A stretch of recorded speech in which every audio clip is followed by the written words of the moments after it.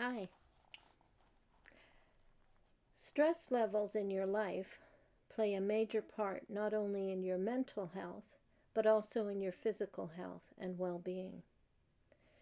We had a witness calling on us in recent years who told us that JWs are under a lot of stress right now. She didn't elaborate on why she was telling us this, but we thought it odd that she would be telling this to people that she didn't really know, householders. But the life of an active witness is stressful. And I did not recognize this until I left the witnesses and the stress was lifted.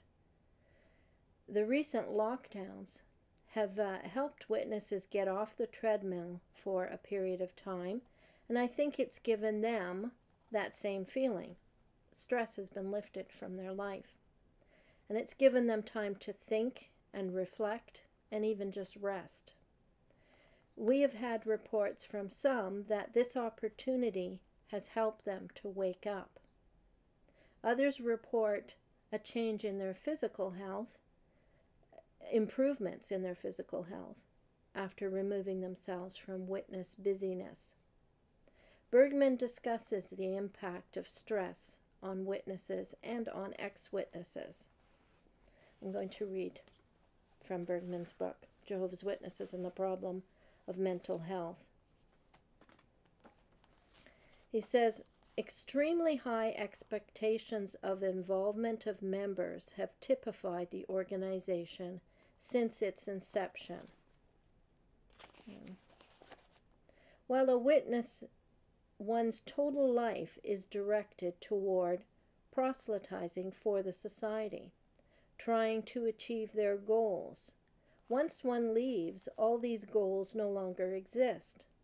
As a result, many ex-witnesses wander aimlessly through life, all too often not caring about anything for months or even years.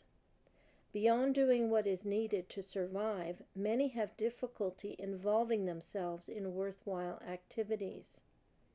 As the formation of life goals tends to occur when one is very young, one who is raised a witness is unlikely to develop them to a very high level during this crucial time period. And formation of new goals later is very difficult. While in the Watchtower movement, the frantic activity of witnesses is such that their work in essence is never done. There is always more studying to do, new watchtowers to read, another meeting to attend, another return visit to make, and on and on.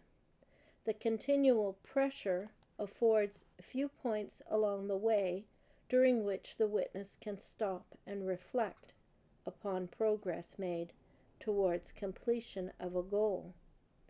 Because the goal is endless, the activity is continuous, with few highs or lows, quite often few rewards along the way. A writer, for example, may be continually writing and always working on a project, but he or she will in time complete a work and have a final product. The writer can then sit back and savor the rewards of his labor, even if he is still working on another book. The fruits of his labor results in a tangible product, whether it be an article, a book, or a brief note in a magazine. And there are different phases involved in writing research, gathering data, completing background, reading background reading, interviewing, writing, and proofreading, to name a few. Completing these stages produces a sense of accomplishment and a feeling of progress and variety.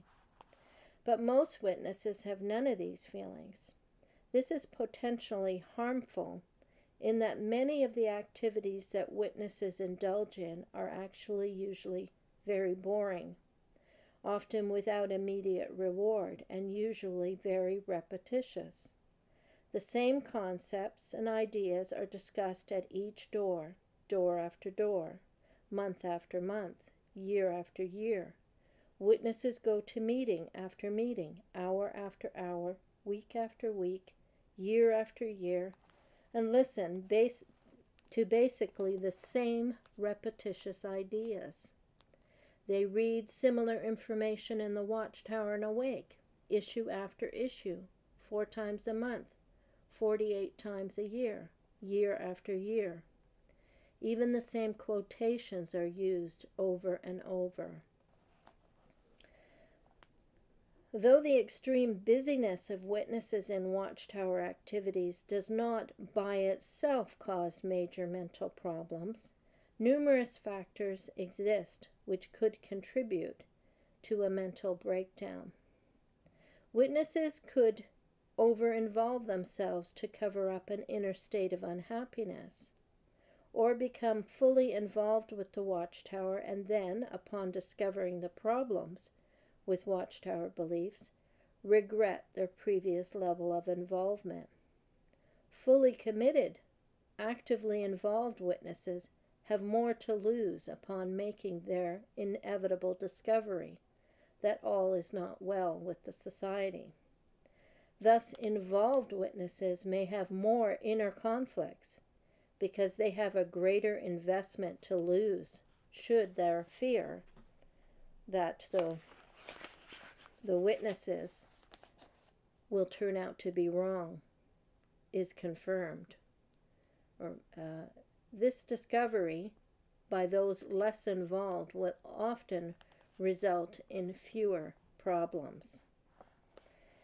And then he mentions some of the stats about the work of the witnesses. He's giving you stats from 1991.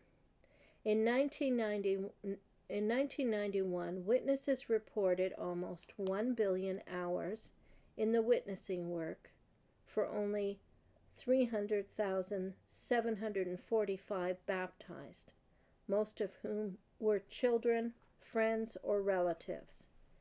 If all were converts, this translates to a whopping 3,163 hours per convert. Then it mentions this inevitable failure is dealt with by a variety of means. One important way of reducing discouragement is to condition witnesses to expect failure. They expect many doors to be slammed in their face and that most people will not listen. By expecting failure, they to some degree adjust to failure. One learns to expect to knock on hundreds of doors in order to talk to a few people who will listen. And one learns to adjust to the fact that most of those they talk to are polite, but only a very few are genuinely interested. They expect to study for 6 months with a new person, called a Bible study, only to learn that that person elects to not involve himself with the witnesses. They learn to expect that many Bible studies will become baptized and regular in the field service, and then drop out. Yet although they expect all of this, and it is common, failure is taken quite hard by many witnesses. Even when failure is expected, it is still failure and therefore disappointing. Instead of having a variety of activities and interests from which one can obtain rewards and self-identity, witnesses invest their whole life into one purpose, that of serving the Watchtower Society, which they feel is serving God. Thus, failure or disappointment in this area can be disastrous. Witnesses are strongly encouraged to commit themselves to only one activity, the witness work. All else, such as hobbies, photography, to painting, are strongly discouraged. If a witness indulges in these worldly pursuits, he or she is constantly admonished to be careful that your hobby does not take too much of your time, or questioned as follows: Do you feel you really can sacrifice time in such selfish endeavors as this hobby? Or, I, for myself, prefer to give all of my time to Jehovah, warning the people of the impending destruction instead of pleasing myself. All of this rings very true to me, but particularly the amount of time we spend, it's ineffective. It's certainly a labor, but it's a human labor. It's not a work of God, it's a work of the flesh, even to get the meager results that you do get from door-to-door work.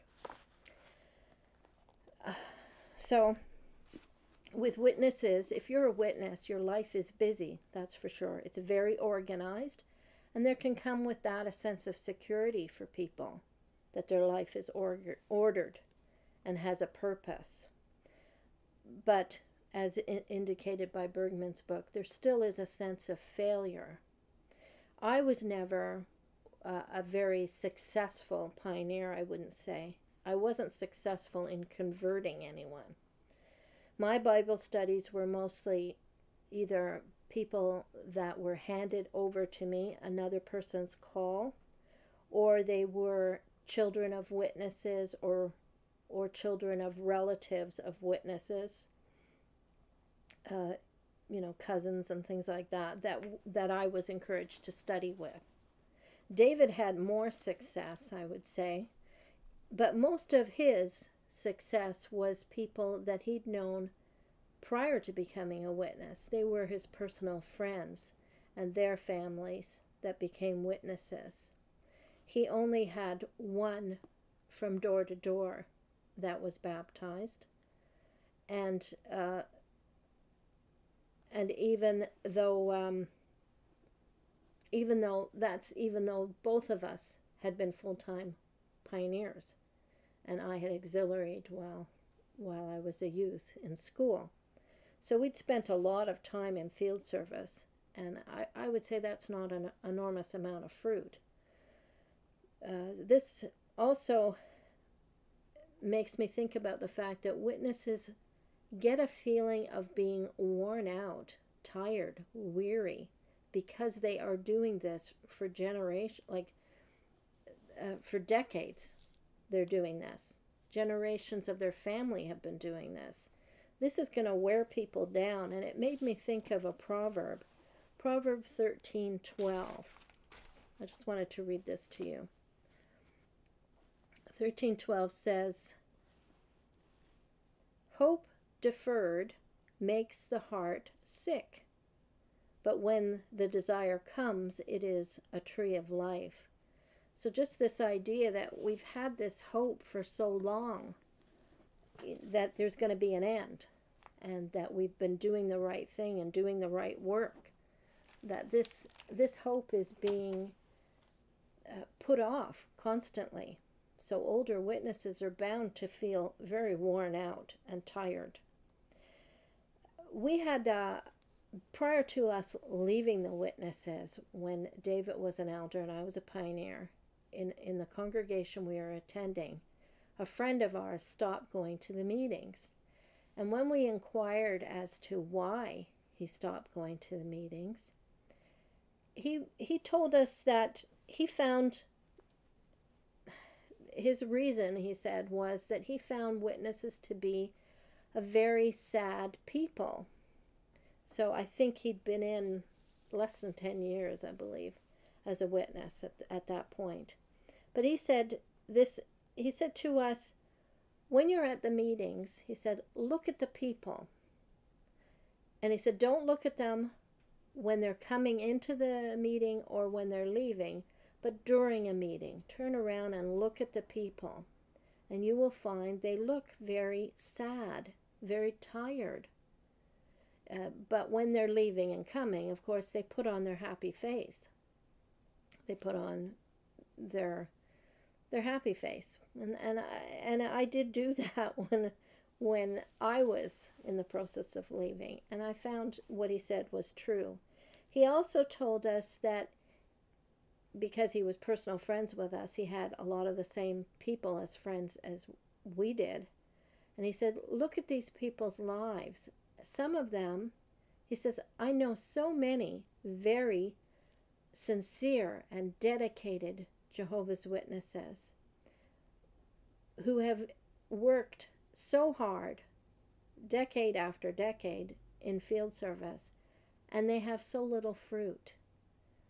So he just found that enormously discouraging and sad. He thought there's something wrong here. So he didn't elaborate more than that, but I understand now his point. I'm going to link to a video that we did. It was a friend's video. Are Jehovah's Witnesses good Samaritans or too busy to take time from field service?